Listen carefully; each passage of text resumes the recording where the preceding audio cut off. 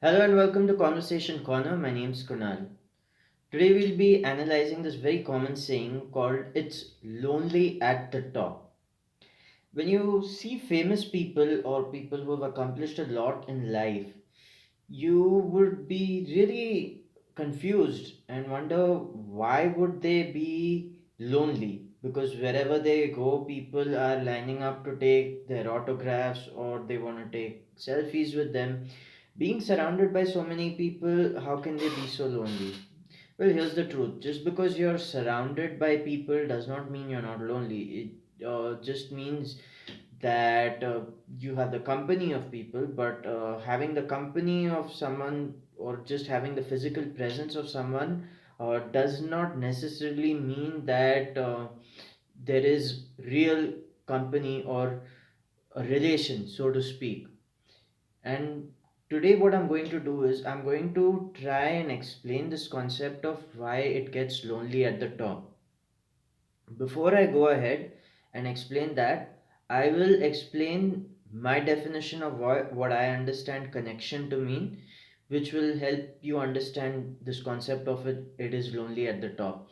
When we talk about connection, we talk about things that make us feel connected to each other as human beings and derive a sense of bonding.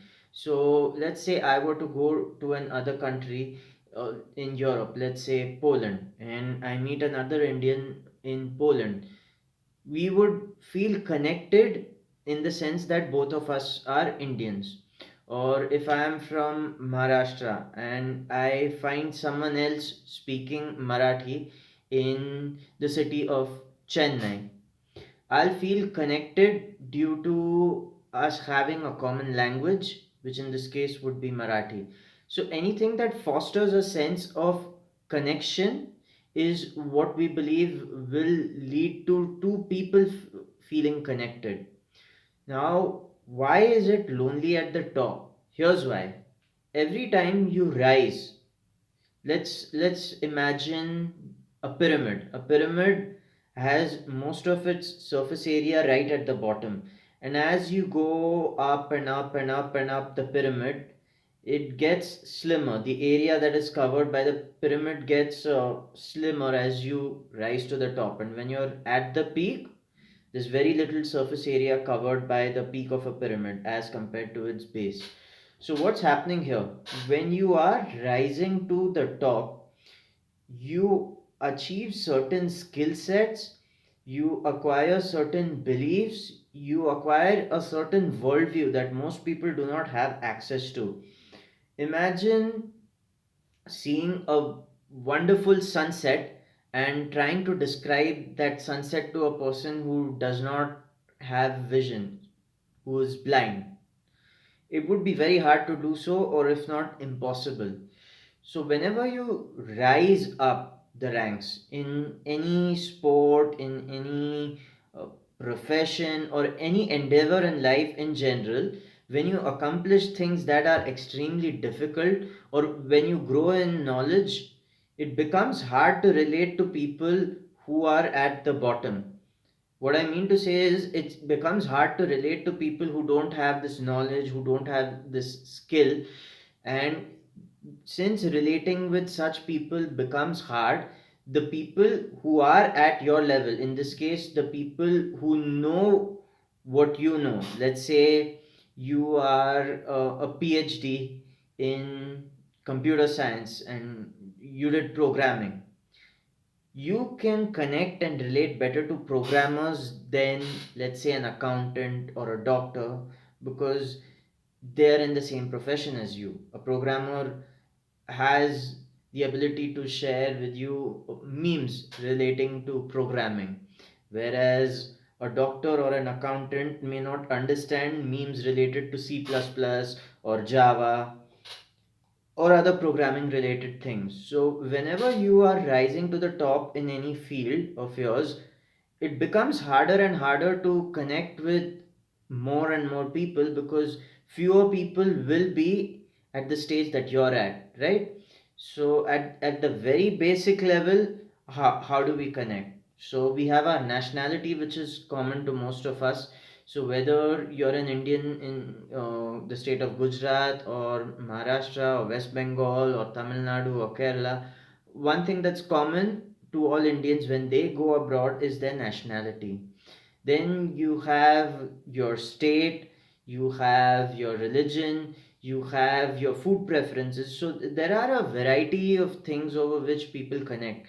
But as and when people rise to the top in any field of theirs, connecting with people at that very level becomes really hard because there are so few people in that category, which is why as people become more and more successful, some of them report to feel even lonelier than when they were, because at the start, when they weren't so accomplished in their careers or in their endeavors, they were associating with people at that same level.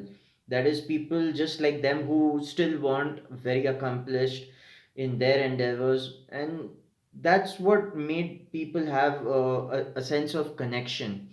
So let's give this example of a businessman or a struggling entrepreneur who is trying to establish his company, get funding, get sales, and then building a stable business. This person will have to make a lot of sacrifices. Perhaps he won't get to go out on the weekends with his friends, he won't go clubbing, he won't go partying, because that time will be spent working on the business, right? So when you work on your own business for 3 to 4 to 5 years and you hardly ever go out, and then you reach the very top of your business, it becomes very hard to connect with the mindset and worldview of a person who works 9 to 5, because you haven't been doing that all this time, right? And the people who did sacrifice their weekends to finally reach the top are so few that you would be hard pressed to find them. But when you do find them, the sense of connection and bonding you'll find with them will be extremely fulfilling. Same goes for someone who tried to learn a musical instrument and was able to master it after 3 to 4 to 5 years. The sense of connection this person will feel while playing in a band with someone else will be greater than the sense of connection this person feels with anyone else in the group.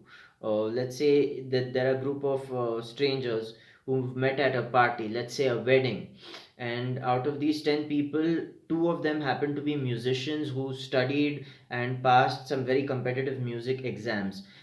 These two are going to feel a very strong sense of connection among each other as compared to their connection with the rest of the people in that party who are strangers. So there is a price you pay when you start acquiring more knowledge, when you start becoming more accomplished, and that is you start losing a sense of connection with people who haven't reached your own level. So this leaves you essentially with two choices: you can keep leveling up and in the process lose your sense of connection, or you can retain your sense of connection with people at the same level but not progress as much as you would like to, right? In economics, I believe there was something called an opportunity cost. So the cost of doing something is the cost of not doing something else. So if I wanted to go to the cinema hall today, the cost of going to that cinema hall today would be the cost of me not being able to stay at home and watch something. For everything we do, we sacrifice something else, right? So if you did take away anything from this video, I want you to take away the fact that just because people are surrounding these famous or accomplished people doesn't mean that people at the top have this strong sense of connection with others. In fact, if I remember correctly, the founder of Cafe Coffee Day committed suicide, right? I don't know if he was the founder and the CEO, but he also committed suicide. So did Robin Williams. So it should not give you should not walk away with this impression that as soon as you reach to the top, when you'll be rich and famous someday, you'll have a strong sense of connection with everyone. It's not necessarily true, and what I've expressed through this video should give you an idea of why this is. If you like the content of this video, or if you have any questions related to what I just explained to you, let me know in the comment section and I would be glad to read them.